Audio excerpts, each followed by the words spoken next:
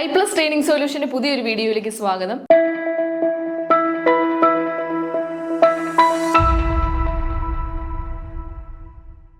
ഈ ക്ലാസ്സിൽ നമ്മൾ ഡിസ്കസ് ചെയ്യാൻ പോകുന്നത് 2024 ജനുവരിയിൽ ചോദിച്ച സെറ്റിന്റെ കുറെ ക്വസ്റ്റ്യൻസ് എന്നാണ് നമ്മൾ ഇന്ന് ഡിസ്കസ് ചെയ്യാൻ പോകുന്നത്. നോക്കിയാലോ. ഒന്നാമത്തെ ചോദ്യം, the supreme authority of WTO which takes all matters under any of the multilateral trade agreement. ചോദ്യം എന്താണ്? സുപ്രീം അതോറിറ്റി ഓഫ് WTOയുടെ സുപ്രീം അതോറിറ്റി ഏതാണെന്നാണ് ചോദ്യം അല്ലേ? ജനറൽ കൗൺസിൽ ആണോ, ദ ഡയറക്ടർ ജനറൽ ആണോ, ദ മിനിസ്റ്റീരിയൽ കോൺഫറൻസ് ആണോ, ട്രേഡ് പോളിസി റിവ്യൂ ബോഡി ആണോ? അതാണ് നമ്മുടെ ഓപ്ഷൻസ്. എന്താണ് WTO? വേൾഡ് ട്രേഡ് ഓർഗനൈസേഷൻ ആണ് അല്ലേ? നോക്കാം സ്ട്രക്ചർ ഓഫ് WTOന്റെ സ്ട്രക്ചർ എന്താണ്. അപ്പൊ നമുക്കറിയാം ഏതാണ് സുപ്രീം അതോറിറ്റി ഓഫ് WTO എന്ന്. ഓക്കെ, മിനിസ്റ്റീരിയൽ കോൺഫറൻസ് ബ്രാക്കറ്റിൽ നോക്കൂ, സുപ്രീം ഡിസിഷൻ മേക്കിംഗ് ബോഡി. WTOയുടെ സുപ്രീം ഡിസിഷൻ മേക്കിംഗ് ബോഡി ഏതാണ്? മിനിസ്റ്റീരിയൽ കോൺഫറൻസ് ആണ്.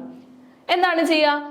Takes decision on all matters under multilateral agreements. അതായത് പല രാജ്യങ്ങൾ തമ്മിലുള്ള ട്രേഡ് എഗ്രിമെന്റിനെ കൂട്ടി യോജിപ്പിക്കുന്ന അല്ലെ അതുമായി ബന്ധപ്പെട്ട ഒരു സംഘടനയാണ് WTO. അറിയാമല്ലോ അല്ലെ? അങ്ങനെയുള്ള കാര്യങ്ങളിലെ ഡിസിഷൻസ്, തീരുമാനങ്ങൾ എടുക്കുന്ന ഒരു സുപ്രീം അതോറിറ്റിയാണ് എന്ത്? The ministerial conference. ഓക്കെ, അതിന് തൊട്ട് താഴെ വരുന്ന ഒരു കൗൺസിലാണ്, സബ് ആയിട്ട് വരുന്ന കൗൺസിലാണ് ജനറൽ കൗൺസിൽ. ഒന്നാമത് മിനിസ്റ്റീരിയൽ കോൺഫറൻസ് ആണ്, രണ്ടാമത് വരുന്നത് ജനറൽ കൗൺസിൽ ആണ്. എന്താണ് ജനറൽ കൗൺസിൽ ചെയ്യുക? നോക്കാം. Implements the decision of ministerial conference. Ministerial conference എടുക്കുന്ന തീരുമാനങ്ങളെ ഇംപ്ലിമെന്റ് ചെയ്യുക എന്നുള്ളതാണ് ആരുടെ ദൗത്യം? ജനറൽ കൗൺസിലിന്റെ ദൗത്യം. And act as dispute settlement body. അതായത് തർക്കങ്ങൾ, രാജ്യങ്ങൾ തമ്മിലുള്ള തർക്കങ്ങളുമായി, കച്ചവട കാര്യങ്ങളിലെ തർക്കങ്ങളുമായി ബന്ധപ്പെട്ട് അതിന്റെ ഡിസ്പ്യൂട്ട്സ് സെറ്റിൽമെന്റ് ചെയ്യുന്നത് ആരാണ്? ജനറൽ കൗൺസിലാണ്. അതേപോലെ ട്രേഡ് പോളിസി റിവ്യൂ ബോഡി എന്താണ് ചെയ്യുക? Reviews and evaluate the trade policies of member Nations. അതായത് അംഗരാജ്യങ്ങൾ തമ്മിലുള്ള ട്രേഡ് പോളിസികളിലൊക്കെ റിവ്യൂ ചെയ്യുക, വേണ്ടുന്ന മാറ്റങ്ങളൊക്കെ ചെയ്യുക എന്നുള്ളതായിരുന്നു ജനറൽ കൗൺസിലിന്റെ രണ്ട് ദൗത്യങ്ങളിൽ ഒന്ന്. ഏതൊക്കെയായിരുന്നു? ഡിസ്പ്യൂട്ട് സെറ്റിൽമെന്റ് ബോഡിയും അതേപോലെ ട്രേഡ് പോളിസി റിവ്യൂ ബോഡിയും. മൂന്നാമത്തെ സ്ട്രക്ചറിൽ ഏറ്റവും ലാസ്റ്റ് വരുന്ന കൗൺസിലാണ് കമ്മിറ്റീസ് ആൻഡ് കൗൺസിൽസ്. എന്തൊക്കെയാണ് അവർ ചെയ്യുക? Specialised bodies such as council for trade on goods, council for trade in services, council for TRIPS etcetera. അതുപോലത്തെ ഉള്ള സ്പെഷ്യലൈസ്ഡ് ബോഡീസ് ആണ്, ട്രേഡുമായി ബന്ധപ്പെട്ട ചില സ്പെഷ്യലൈസ്ഡ് ബോഡീസ് ആൻഡ് കമ്മിറ്റീസ് ആണ് ഏറ്റവും താഴെ വരുന്ന കമ്മിറ്റീസ് ആൻഡ് കൗൺസിലിനകത്തുള്ളത്. അപ്പോൾ മനസ്സിലാക്കുക, വേൾഡ് ട്രേഡ് ഓർഗനൈസേഷന്റെ സുപ്രീം അതോറിറ്റി ഏതാണെന്ന് ചോദിച്ചാൽ നമ്മൾ പറയും മിനിസ്റ്റീരിയൽ കോൺഫറൻസ് ആണ്. അതിന് തൊട്ട് താഴെ വരുന്നതാണ് ജനറൽ കൗൺസിൽ. ജനറൽ കൗൺസിൽ രണ്ട് രീതിയിലാണ് അവരുടെ തീരുമാനങ്ങൾ അഡോപ്റ്റ് ചെയ്യുക. ഒന്ന്, ഡിസ്പ്യൂട്ട് സെറ്റിൽമെന്റ് ബോഡി, വഴക്കുകളോ തർക്കങ്ങളോ ഒക്കെ ഉണ്ടെങ്കിൽ അത് സെറ്റിൽമെന്റ് ചെയ്യുക. അതേപോലെ ട്രേഡ് പോളിസികളെ റിവ്യൂ ചെയ്യുന്ന റിവ്യൂ ബോഡി. മൂന്നാമത് വരുന്നത് കമ്മിറ്റി ആൻഡ് കൗൺസിൽസ്. മനസ്സിലായി എന്ന് വിശ്വസിക്കുന്നു. ഉത്തരം മിനിസ്റ്റീരിയൽ കോൺഫറൻസ് ആണ്. മനസ്സിലായി കാണും. അതേപോലെ world trade organisation is an international organisation that deals with ruling trade between Nations. അറിയാം, രാജ്യങ്ങൾ തമ്മിലുള്ള കച്ചവടവുമായി ബന്ധപ്പെട്ട കാര്യങ്ങളെല്ലാം, അതിനുള്ള തീരുമാനങ്ങളും അതിനുള്ള ഡിസ്പ്യൂട്ട്സ് എന്തെങ്കിലും വരുവാണോ അങ്ങനെയുള്ള പോളിസികളെല്ലാം ഡിസൈഡ് ചെയ്യുന്നത് ആരാണ്? വേൾഡ് ട്രേഡ് ഓർഗനൈസേഷൻ ആണ്. അതൊരു അന്താരാഷ്ട്ര സംഘടനയാണ്. കീ ഫങ്ഷൻസ് ഓഫ് WTOന്റെ കീ ഫങ്ഷൻസ് എന്തൊക്കെയാണ്? Administers trade agreement under WTO framework, provides a forum for trade negotiation, settles trade disputes between the member countries, monitors national trade policies.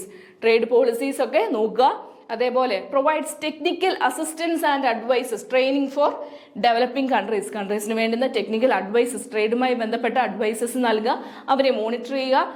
അതേപോലെ last, cooperate with other international organisation, മറ്റ് അന്താരാഷ്ട്ര സംഘടനയായ IMF, world bank അതേപോലെയുള്ള സംഘടനയുമായി cooperate ചെയ്ത് മുന്നോട്ട് പോകുന്നതും ആരാണ്? WTO ആണ്. രണ്ടാമത്തെ ചോദ്യം നോക്കിയാലോ. Dash is A training centre where real job conditions are created and trainers train the new employees with machines which is identical with the one of that employees will be used in their workplace. അതായത് എംപ്ലോയീസിന്റെ ഒരു training മെത്തേഡിനെ പറ്റിയാണ് ചോദിക്കുന്നത്. അതായത് ഒരു employee അവർ ജോലി ചെയ്യുന്ന അതേപോലെയുള്ള ഒരു സ്ഥാപനത്തിൽ അതേ ഒരു സിറ്റുവേഷനിൽ വർക്ക് ചെയ്യുക. അതേപോലെ ഏതൊക്കെയാണോ അവർ മെഷീൻസ് യൂസ് ചെയ്യുന്നത് അതേപോലെ ഐഡന്റിക്കൽ ആയിട്ടുള്ള മെഷീൻസ് ഒക്കെ ഉപയോഗിച്ച് പഠിക്കുന്ന ആ ഒരു ജോബ് ടെക്നിക്സിനെ എന്താണ് പറയുന്നത്, ആ ഒരു ട്രെയിനിങ് മെത്തേഡിനെ എന്താണ് പറയുന്നതെന്നാണ് ചോദിക്കുന്നത്. എന്തൊക്കെയാണ് എക്സാം ഓപ്ഷൻസ് കൊടുത്തിരിക്കുന്നത്? Internship, vestibule, OJT, role play. ഓരോന്നും എന്താണെന്ന് നോക്കിയിട്ട് അവസാനം നമുക്ക് ഉത്തരത്തിലേക്ക് എത്തിയാലോ. എന്താണ് vestibule training? Vestibule training is a method where training is conducted in a simulated environment that closely resembles the actual workplace. Often use the same equipments and tools. This helps new employees gain hands-on experience without the pressure of real job responsibility. അതായത് യഥാർത്ഥ ജോലി സാഹചര്യങ്ങളിലേക്ക് ചെല്ലുന്നതിന് മുമ്പ് അതേപോലെ ഒരു work environment, അതേപോലത്തെ machines, അതേപോലത്തെ ടൂൾസുകൾ അവരെ ഉപയോഗിച്ച് പഠിപ്പിക്കുകയാണ് അല്ലേ. ഇതിനെയാണ് വെസ്റ്റിബ്യൂൾ ട്രെയിനിങ് എന്ന് പറയുന്നത്. ഒരു ഒരു പ്രോസസ്സ് നടക്കുന്ന ഒരു മെഷീൻസ് അതിനെയൊക്കെ നമ്മൾ ഉപയോഗിച്ച് പഠിക്കുകയാണ്. അപ്പോൾ റിയൽ എൻവയോൺമെന്റിലേക്ക്, റിയൽ വർക്ക് എൻവയോൺമെന്റിൽ ആ തൊഴിലാളി പോകുമ്പോൾ ആ ഒരു വർക്ക് പ്രഷർ കുറഞ്ഞിരിക്കും. അതാണ് വെസ്റ്റിബ്യൂൾ ട്രെയിനിങ്. ഇപ്പൊ ഉത്തരം ഏതാണെന്ന് മനസ്സിലായി കാണുമല്ലോ. വെസ്റ്റിബ്യൂൾ ട്രെയിനിങ് ആണ്. രണ്ടാമത് ഇന്റേൺഷിപ്പ്. എന്താണ് internship? Practical training for students or trainees usually in a real work setting but not necessarily with stimulated equipments.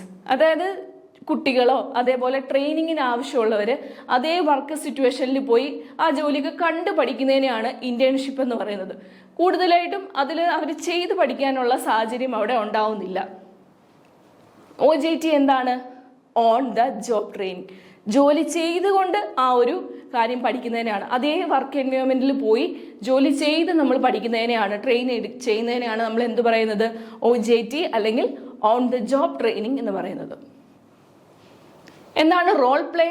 Role play ആർക്കും കൊടുക്കുന്നത്? സെയിൽസ് ട്രെയിനിങ്സിന്, അതേപോലെ സോഫ്റ്റ് സ്കിൽ ഡെവലപ്പ് ചെയ്യുന്ന ഏതെങ്കിലും മേഖലകളിലുള്ളവർക്കൊക്കെ ആയിരിക്കും നമ്മൾ ഈ റോൾ പ്ലേ കൂടുതലായിട്ടും ട്രെയിനിങ് മെത്തേഡായിട്ട് ചൂസ് ചെയ്തത്. A method of training involves acting out scenarios often used in soft skill or sales training. ഈ ഒരു മെത്തേഡിലൊക്കെ ആയിരിക്കും നമ്മൾ റോൾ പ്ലേ യൂസ് ചെയ്യാറുള്ളത്. ഇപ്പോൾ ഉത്തരം നിങ്ങൾക്ക് മനസ്സിലായി കാണും, വെസ്റ്റിബ്യൂൾ ആണ്. എന്താണ് വെസ്റ്റിബ്യൂൾ? അതേ റിയൽ വർക്ക് ഒരു എൻവയോൺമെന്റ് ഉണ്ടാക്കി കൊടുക്കുകയാണ്. മെഷീൻസുമായിട്ടും അതേപോലെ ടൂളുകളും ഒക്കെ ആയിട്ട് ആ ഒരു എംപ്ലോയി പൊരുത്തപ്പെടാൻ വേണ്ടിയുള്ള ഒരു അവസരം നേടിക്കൊടുക്കുന്നതാണ് വെസ്റ്റിബ്യൂൾ ട്രെയിനിങ്. അടുത്ത ചോദ്യം നോക്കിയാലോ. According to Maiden Laros the term global means. ഈ ഒരു ചിത്രം നോക്കിയേ. മെയ്ഡൻ ലാറോസ് എന്ന് പറയുന്നത് ഒരു ടർക്കിഷ് ഡിക്ഷണറിയാണ്. ആ ഡിക്ഷണറിയിൽ ടേം ഗ്ലോബൽ എന്ന് വെച്ചാൽ എന്താണ് മീൻ ചെയ്യുന്നതെന്നാണ് ചോദിച്ചിരിക്കുന്നത്. ഇന്റഗ്രേഷൻ എന്നാണോ, ഇന്റർനാഷണലൈസേഷൻ എന്നാണോ, അണ്ടർടേക്കൺ എൻറ്റയർലി എന്നാണോ, acceptance of set of rules എന്നാണോ? എന്താണെന്ന് നോക്കിയാലോ. കറക്റ്റ് ആൻസർ അണ്ടർടേക്കൺ എൻറ്റയർലി എന്നാണ്. ഗ്ലോബൽ എന്ന് വെച്ചാൽ എന്താണ്?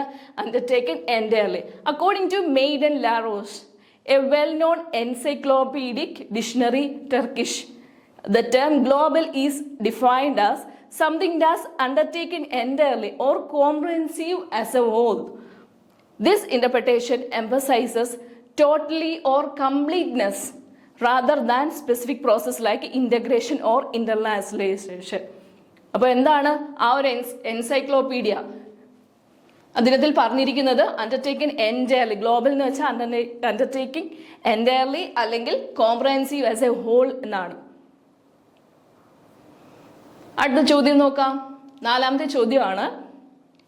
A core time is fixed by employers as mandatory and any other time which is required for finishing the task can be fixed by the employee as his own discretion is called what? അതായത് employer ഒരു time കൊടുക്കുക അല്ലെ, ഒരു ജോലി finish ചെയ്യാൻ ഇത്ര സമയമുണ്ട്, 4 മുതൽ 5 മണിക്കൂർ അല്ലെങ്കിൽ 1 മണിക്കൂർ ഒരു ജോലി ചെയ്യാൻ ഉണ്ട് എന്ന് നമ്മൾ എംപ്ലോയർ ഒരു കോർ ടൈം ഒരു എംപ്ലോയിക്ക് ഫിക്സ് ചെയ്ത് കൊടുക്കുകയാണ്. എന്നാൽ ആ സമയവും കഴിഞ്ഞ് ആ ഒരു ജോലി തീർക്കാൻ ഇനിയും സമയം വേണമെങ്കിലോ, ആ സമയത്തിന് എന്തായിരിക്കും പറയുന്നത് നോക്കാം. ജോബ് ഷെയറിംഗ് എന്നാണോ, പാർട്ട് ടൈം വർക്കിംഗ് എന്നാണോ, ഹോം ടെലി വർക്കിംഗ് എന്നാണോ, ഫ്ലെക്സി ടൈം എന്നാണോ? നോക്കിയാലോ.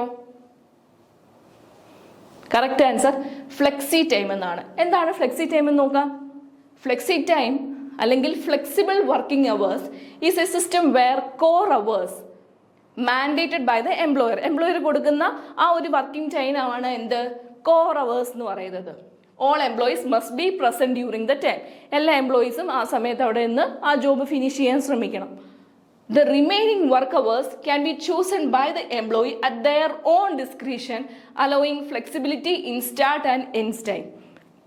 മറ്റ് വർക്കിംഗ് ടൈമിൽ അതിൽ കൂടുതൽ ആ ഒരു കാര്യം ഫിനിഷ് ചെയ്യാനുണ്ടെങ്കിൽ എംപ്ലോയിക്ക് തന്നെത്താൻ സ്വന്തം ഡിസ്ക്രിപ്ഷനിൽ സ്വന്തം ചൂസ് ചെയ്യുന്ന ആ ഒരു ടൈമിനെ നമ്മൾ പറയുന്ന പേരാണ് ഫ്ലെക്സി അവേഴ്സ് അല്ലെങ്കിൽ ഫ്ലെക്സിബിൾ ടൈം അവേഴ്സ് എന്ന് പറയുന്നത്. മനസ്സിലായി എന്ന് വിശ്വസിക്കുന്നു. അഞ്ചാമത്തെ ചോദ്യം ഒരു പ്രോബ്ലം ആണ്, നോക്കാം. Estimate factory cost. Factory cost കണ്ടുപിടിക്കാനാണ്. Of the product if direct material is 60,000, direct labor is 40,000 and factory overhead 40% of the direct material. ഒരു പ്രോബ്ലം ആണ്, നിങ്ങൾക്ക് മനസ്സിലായിക്കണു. ഉത്തരത്തിലേക്ക് നമുക്ക് കടന്നാലോ. ക്വസ്റ്റ്യൻ അത് തന്നിട്ടുണ്ട്. എസ്റ്റിമേറ്റഡ് ഫാക്ടറി കോസ്റ്റ് ആണ് നമ്മൾ കണ്ടുപിടിക്കേണ്ടത്. ഡയറക്റ്റ് മെറ്റീരിയലിന്റെ എമൗണ്ട് തന്നിട്ടുണ്ട് 60,000 ആണ്. ഡയറക്റ്റ് ലേബർ ഉണ്ട് 40,000. ഫാക്ടറി ഓവർഹെഡ് എത്രയാണോ ഡയറക്റ്റ് മെറ്റീരിയൽ അതിന്റെ 40% ആണല്ലേ. നമുക്ക് ആദ്യം എന്താ ഫാക്ടറി ഓവർഹെഡ് കണ്ടുപിടിക്കുന്നത് എങ്ങനെയാണെന്ന് നോക്കാം. ഫാക്ടറി ഓവർഹെഡ് എന്ന് പറയുമ്പോൾ 40% ഓഫ് 60,000 അല്ലേ. ഡയറക്റ്റ് മെറ്റീരിയലിന്റെ 40% പറഞ്ഞിട്ടുണ്ട്. 40/100 ഇൻറ്റു 60,000 എത്രയാ? 24,000. ഫാക്ടറി ഓവർഹെഡ് കണ്ടുപിടിച്ചു. അടുത്തതോ എങ്ങനെയാണ് ഫാക്ടറി കോസ്റ്റ് കണ്ടുപിടിക്കുന്നത്? ഇക്വേഷൻ അറിയാമോ? എന്താണ്? Direct material plus direct labour plus factory overhead. തൊട്ട് മുമ്പിൽ കണ്ടുപിടിച്ചിരിക്കുന്ന ഫാക്ടറി ഓവർഹെഡും കൂടെ ആഡ് ചെയ്യുമ്പോഴാണ് എന്ത് കിട്ടുന്നത്? ഫാക്ടറി കോസ്റ്റ് കണ്ടുപിടിക്കുന്നത് അല്ലേ. അറിയാം, നമുക്കെല്ലാം ഡയറക്റ്റ് ആയിട്ട് തന്നിട്ടുണ്ട്. 60,000 പ്ലസ് 40,000 പ്ലസ് 24,000 എത്രയാണ്? 1,24,000. ഫാക്ടറി കോസ്റ്റ് കണ്ടുപിടിക്കുന്ന വിധം മനസ്സിലായെന്ന് വിശ്വസിക്കുന്നു. നോട്ട് എഴുതിയെടുക്കേണ്ടവർക്ക് എഴുതിയെടുക്കാം. അടുത്ത ചോദ്യത്തിലേക്ക് പോവാം.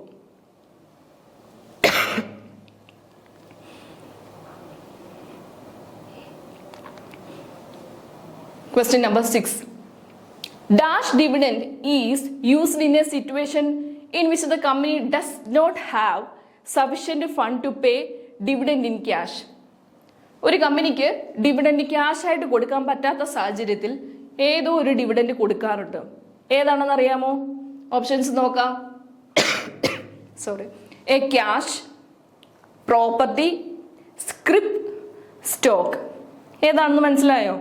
നോക്കിയാലോ ഉത്തരം ഏതാണെന്ന്. സ്ക്രിപ്പ് എന്നാണ് ഉത്തരം. ഡിവിഡൻഡ് കൊടുക്കാൻ പ്രോപ്പറായിട്ടുള്ള ഫണ്ട് ആ കമ്പനിയുടെ കയ്യിൽ ഇല്ലെങ്കിൽ നമ്മൾ സ്ക്രിപ്പ് ഡിവിഡൻഡ് ആണ് കൊടുക്കുക. എന്താണ് സ്ക്രിപ്പ് ഡിവിഡൻഡ് നോക്കാം. അതൊരു പ്രൊമിസറി നോട്ട്, പിന്നീട് തരാം എന്ന് ഉള്ള ഒരു വാക്ക് എഴുതി കൊടുത്തിരിക്കുന്ന ഒരു നോട്ടാണ് scrip dividend. A scrip dividend is a promissory note issued by a company to shareholders when it does not have enough cash to pay dividend immediately. Dividend കൊടുക്കാൻ ഇല്ലാത്ത സമയത്ത് നമ്മൾ കൊടുക്കുന്നതാണ് scrip dividend. It promises to pay the dividend at the later date, often with or without interest. പിന്നീട് ഒരു ദിവസം ഈ ഒരു ഡിവിഡൻഡ് നൽകിക്കൊള്ളാം എന്ന് എഴുതി കൊടുക്കുന്ന ആ ഒരു നോട്ടിനെയാണ് പ്രൊമിസറി നോട്ട് എന്ന് പറയുന്നത്. ഓക്കെ, അടുത്തത് ക്വസ്റ്റ്യൻ നമ്പർ 7 നോക്കാം. State whether the following statement are true or false according to Walters model for dividend policy. Financial മാനേജ്മെന്റിലെ ഒരു ചോദ്യമാണ് അല്ലേ. എന്തൊക്കെയാണ് വോൾട്ടേഴ്സ് മോഡലിലെ എന്തൊക്കെ കുറച്ച് അസംഷൻസ് ഉണ്ട് അല്ലേ. നോക്കാം. The firm has very long life. Earning and dividend do not change while determining the value. മൂന്നാമത്, internal rate of return and cost of capital of the firm are constant.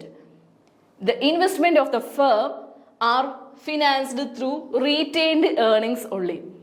നമുക്കറിയാം വോൾട്ടേഴ്സ് മോഡൽ പഠിക്കുമ്പോൾ കുറച്ച് assumptions ഉണ്ടെന്നറിയാം. ഇതിനകത്ത് ഏതൊക്കെയാണ് ശരി ഏതൊക്കെയാണ് തെറ്റ് എന്നുള്ളതാണ് നമുക്ക് അറിയേണ്ടത്. ആദ്യം നമുക്ക് വോൾട്ടേഴ്സ് മോഡൽ എന്താണെന്ന് നോക്കിയാലോ. Walters model is based on a set of simplifying assumptions to analyze the relationship between എന്ത് firm's dividend policy and its value. ഫേമിന്റെ ഡിവിഡൻഡ് പോളിസിയും ആ ഫേമിന്റെ വാല്യൂവും തമ്മിൽ എന്തെങ്കിലും ബന്ധമുണ്ടോ എന്നുള്ള ആ ഒരു റിലേഷൻഷിപ്പിനെ ബേസ് ചെയ്ത് കുറച്ച് അസംഷൻസ് ആണ് വോൾട്ടേഴ്സ് നൽകുക അല്ലേ. നമുക്കറിയാം കുറെ ഡിവിഡൻസ് അസംഷൻസ് ഉണ്ട്, വോൾട്ടേഴ്സ്, ഗോർഡൻ എന്ന് പറഞ്ഞിട്ടല്ലേ. വോൾട്ടേഴ്സിന്റെ അസംഷൻസ് എന്തൊക്കെയാണെന്ന് നോക്കാം. ഒന്ന്, the firm has infinite period life അല്ലെ, ഫേമിന് ഒരു ദീർഘകാല ലൈഫ് ഉണ്ടെന്നാണ് ഒന്നാമത്തെ അസംഷൻ. രണ്ട്, earnings and dividend remain constant while determine the value. Value determine ചെയ്യുന്ന സമയത്ത് ഏർണിങ്സും ഡിവിഡൻഡും കോൺസ്റ്റന്റ് ആയിരിക്കണം. മൂന്ന്, internal rate of return and cost of capital are constant. അടുത്തത്, all finance are done through retained earnings. External finance ഇല്ല, retained earnings, കമ്പനിയുടെ retained ഏർണിങ്സിൽ കൂടി തന്നെ ആയിരിക്കും ഫിനാൻസിങ് പോകുന്നതെന്നാണ് നാലാമത്തെ അസംഷൻസ്. അപ്പോൾ കറക്റ്റ് ആയിട്ടുള്ള ഉത്തരം ഏതായിരിക്കും നോക്കാം. ഏതാണ്? ഡി ആണ്. Option D. ഏതൊക്കെയാ?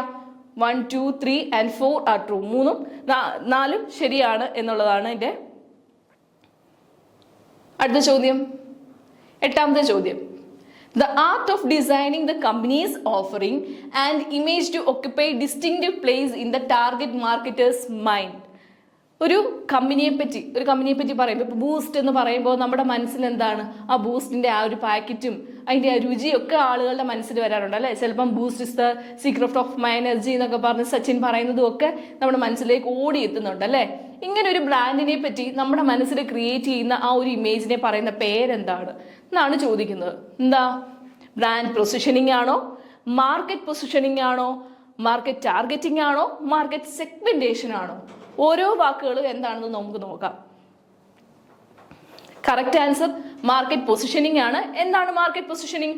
Market positioning refers to creating a distinct image or identity for a product or brand in the minds of a target audience. Target ഓഡിയൻസിന്റെ മനസ്സിൽ ആ ഒരു പ്രോഡക്റ്റിന്റെ പേരോ ആ ഒരു പ്രോഡക്റ്റിനെ പറ്റിയോ മനസ്സിൽ തങ്ങി നിൽക്കുന്ന ആ ഒരു അവസ്ഥയാണ് നമ്മൾ എന്ത് പറയാ? മാർക്കറ്റ് പൊസിഷനിങ് എന്ന് പറയുന്നത്. It focuses on how you want customers to perceive your product. ഒരു പ്രോഡക്റ്റ് എത്രമാത്രം ആ കസ്റ്റമേഴ്സിലേക്ക് എത്തി എന്നുള്ളതാണ് ആ ഒരു മാർക്കറ്റ് പൊസിഷനിങ് എന്ന് പറയുന്നത്. ബ്രാൻഡ് പൊസിഷനിങ് എന്താണ്? Often use interchangeably. ബ്രാൻഡ് പൊസിഷനും മാർക്കറ്റ് പൊസിഷനും അങ്ങോട്ടും ഇങ്ങോട്ടും നമ്മൾ മാറി ചോദിക്കാറുണ്ട്. But more narrowly refers to positioning a specific brand within a product category. കുറേ പ്രോഡക്റ്റിൽ ഒരു സ്പെസിഫിക് ബ്രാൻഡ് ആ ഉള്ളിൽ തട്ടുന്ന ഒരു കസ്റ്റമേഴ്സിന്റെ മനസ്സിൽ തങ്ങി നിൽക്കുന്നതിനെയാണ് എന്ത് പറയാ? ബ്രാൻഡ് പൊസിഷനിങ് എന്ന് പറയാം. എന്താണ് market targeting? Choosing which market segment to serve. Company ഏത് മാർക്കറ്റ് സെഗ്മെന്റിലേക്കാണ് ആ ഒരു പ്രോഡക്റ്റ് എത്തിക്കുന്നത് അതിനെയാണ് മാർക്കറ്റ് ടാർഗറ്റിംഗ് എന്ന് പറയുന്നത്. മാർക്കറ്റ് സെഗ്മെന്റേഷനോ? Dividing the market into distinct group which common needs or behaviour. ഇപ്പോൾ ഒരു പ്രോഡക്റ്റ് ഇറക്കുമ്പോൾ കുട്ടികളിലേക്കാണോ അല്ലെങ്കിൽ മുതിർന്നവരിലേക്കാണോ അല്ലെങ്കിൽ ഏജ് ഗ്രൂപ്പ് അല്ലെങ്കിൽ ഒരു ഏതെങ്കിലും ഒരു സോഷ്യൽ ഡിസ്റ്റിങ് കാറ്റഗറിയിലേക്കാണോ എന്നുള്ളതാണ് എന്ത്? മാർക്കറ്റ് സെഗ്മെന്റേഷൻ എന്ന് പറയാം. Okay, question number 9. ഇതും മാർക്കറ്റിംഗുമായി ബന്ധപ്പെട്ട ഒരു ചോദ്യമാണ്. The expansion of AIDAS formula, AIDS എന്തായിരിക്കും? ഒരു പിക്ചർ കണ്ടോ? AIDS.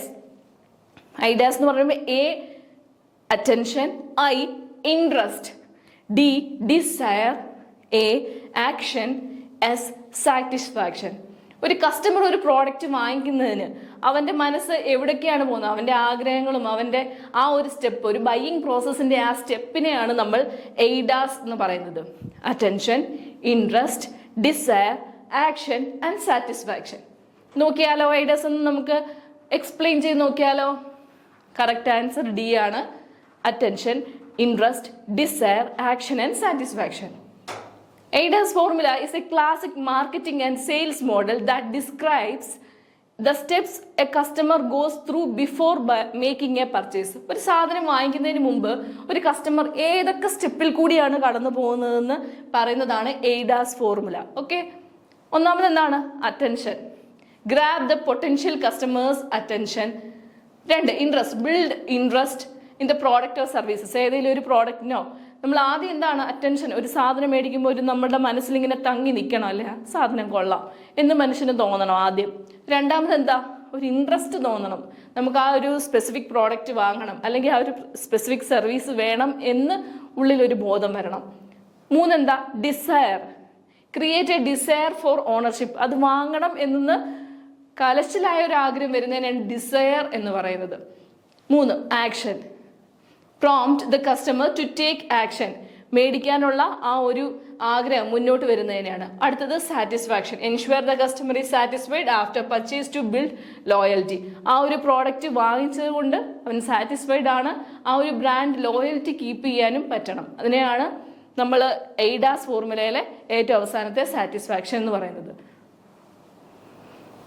10ാമത്തെ ചോദ്യം, ഏറ്റവും ലാസ്റ്റ് ചോദ്യമാണ്, നമുക്ക് നോക്കാം. The leadership style which focuses on the long-term vision, the organization and motivating team members to share that vision is called what leadership? ആ ഒരു ലീഡർഷിപ്പിന്റെ പേരാണ് ഇവിടെ ചോദിക്കുന്നത്. അതായത് നമ്മുടെ ടീം ലീഡർ ഒരു ലോങ് ടേം വിഷൻ, ആ ഷെയർഡ് ആയിട്ട് നമ്മുടെ എംപ്ലോയീസിനെ എല്ലാം ആ ഒരു വിഷനിലേക്ക് എത്തിക്കാൻ വേണ്ടി മോട്ടിവേറ്റ് ചെയ്ത് അവരുടെ കൂടെ നിൽക്കുന്ന ആ ഒരു ലീഡർഷിപ്പ് സ്റ്റൈലിന് എന്താണ് പേര് പറയുന്നത്? ട്രാൻസ്ഫോർമേഷണൽ ലീഡർഷിപ്പ് ആണോ, ഡെമോക്രാറ്റിക് ആണോ, ട്രാൻസാക്ഷണൽ ലീഡർഷിപ്പ് ആണോ, ലേസസ് ഫെയർ ലീഡർഷിപ്പ് സ്റ്റൈലാണോ? നോക്കാം. ഉത്തരം എ, ട്രാൻസ്ഫോർമേഷണൽ ലീഡർഷിപ്പ് ആണ്. എന്താണ് ട്രാൻസ്ഫോർമേഷണൽ ലീഡർഷിപ്പ് എന്ന് നോക്കാം. Transformational leadership inspiring and motivating employees by focusing on a shared vision, fostering innovation and encouraging personal development. Transformational leadership എന്ന് പറയുമ്പോൾ ആ ഒരു ലീഡർ തൻ്റെ അനുയായികളെല്ലാം മോട്ടിവേറ്റ് ചെയ്ത് അവരെ ആ ഒരു ലക്ഷ്യത്തിലേക്ക് എത്തിച്ചേരാൻ വേണ്ടി അവരെ ഇൻസ്പയർ ചെയ്യുന്നു. അതുമാത്രമല്ല ആ ഒരു എംപ്ലോയീസിൻ്റെയും കൂടി ഡെവലപ്മെൻറ്റും കൂടി ബേസ് ചെയ്തായിരിക്കും ആ ഒരു ലീഡർഷിപ്പ് പോകുന്നത്. അതാണ് ട്രാൻസ്ഫോർമേഷണൽ ലീഡർഷിപ്പ് എന്ന് പറയുന്നത്. എന്താണ് ഡെമോക്രാറ്റിക് ലീഡർഷിപ്പ്? നോക്കാം. Involves participative decision making, not necessary vision focused. എല്ലാവരെയും കൂടി ഉൾപ്പെടുത്തി എല്ലാവരുടെയും മറുപടികൾ കേട്ട് എല്ലാവരുടെയും ഒപ്പീനിയൻസ് ഷെയർ ചെയ്ത് നമ്മൾ ആ മുന്നോട്ട് പോകുന്ന ആ ഒരു ലീഡർഷിപ്പ് സ്റ്റൈലിനെയാണ് ഡെമോക്രാറ്റിക് ലീഡർഷിപ്പ് സ്റ്റൈൽ എന്ന് പറയുന്നത്. അടുത്തത് ട്രാൻസാക്ഷണൽ ലീഡർഷിപ്പ്. ട്രാൻസാക്ഷണൽ ലീഡർഷിപ്പ് എന്ന് പറഞ്ഞാൽ ഇച്ചിരി കൂടി ഒരു കൺജസ്റ്റഡ് ആണ്, അത്രയും വൈഡായിട്ടുള്ള ഒരു വ്യൂ അല്ല. അവിടെ എന്ന് പറഞ്ഞത് പണിഷ്മെന്റ് കാണും, റിവാർഡ്സ് കാണും. തങ്ങളുടെ ലക്ഷ്യത്തിലേക്ക് എത്തിച്ചേരാൻ വേണ്ടി ആ ഒരു രീതിയിലെല്ലാം മുന്നോട്ട് പോകുന്നതിനെയാണ് ട്രാൻസാക്ഷണൽ ലീഡർഷിപ്പ് എന്ന് പറയുന്നത്. Leaders focuses on setting clear goals, establishing performance standard and using rewards and punishment to motivate employees to achieve desired outcome. നമ്മുടെ ആ ലക്ഷ്യത്തിലേക്ക് എത്തിച്ചേരാൻ വേണ്ടി എംപ്ലോയീസിനെ ഗോൾസ് എല്ലാം കറക്റ്റ് ചെയ്യുന്നു, സ്റ്റാൻഡേർഡ് സെറ്റ് ചെയ്യുന്നു, അവർക്ക് റിവാർഡ്സും പണിഷ്മെന്റ്സും കൊടുത്തുകൊണ്ടാണ് മുന്നോട്ട് പോകുന്നത്. ലേസസ് ഫെയർ എന്ന് പറഞ്ഞാൽ ലീഡേഴ്സ് ഇൻവോൾവ്മെന്റ് വളരെ കുറവാണ്. എല്ലാവർക്കും ഒരു ഫ്രീഡം, നല്ല ഫ്രീഡം കൊടുത്തുകൊണ്ട് മുന്നോട്ട് പോകുന്ന ആ ഒരു ലീഡർഷിപ്പ് സ്റ്റൈലിനെയാണ് ലേസസ് ഫെയർ എന്ന് പറയുന്നത്. ഇപ്പോൾ ലീഡർഷിപ്പ് സ്റ്റൈൽ മനസ്സിലായി കാണും. നമ്മുടെ ചോദ്യങ്ങളെല്ലാം കഴിഞ്ഞു. 10 ചോദ്യമാണ് നമ്മൾ ഡിസ്കസ് ചെയ്തത്. എങ്കിലും കുറെ കൂടി നമ്മൾ എക്സ്പ്ലനേഷനും ഓപ്ഷൻസും ഒക്കെ ഡീറ്റെയിൽ ആയിട്ട് നമ്മൾ എക്സ്പ്ലെയിൻ ചെയ്തിട്ടുണ്ട്. നിങ്ങൾ നോട്ട് എഴുതി സൂക്ഷിക്കുക. അപ്പം അടുത്ത പ്രീവിയസ് ഇയർ ക്വസ്റ്റ്യൻസിനായിട്ട് നമ്മൾ ഡിസ്കസ് ചെയ്യാം. അതുവരെ ബൈ.